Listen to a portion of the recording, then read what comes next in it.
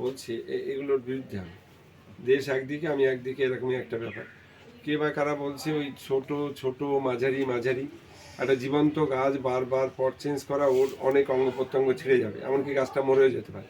আর বিষয় ওটা না, পৃথিবীর সৃষ্টির থেকে কৃষক বন্ধুরা খোলা মাঠে ছোট ছোট গাছ বসায়, ঝড় জল সাইক্লোন উপেক্ষা করে সেটা কত ভালো হয়। বৃষ্টি তুফানে কত ডুবে যায়, কত কিছু হয়, তারপরেও সেটা ভালো হয়।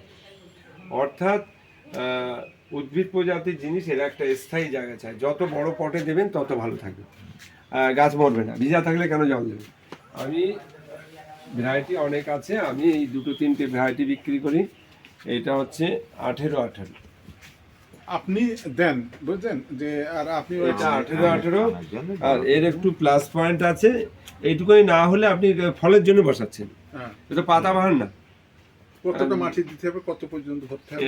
70% এই আংটার নিচে পর্যন্ত দিতে হবে। আচ্ছা, না দিয়ে তো আপনি অর্ধেক দিলে তো হবে না, ওই আংটার নিচে পর্যন্ত দিলেই গাছ বসানোর পরে জল দিলে ওটা আবার 4-5% কমে যাবে, এই হিসাব।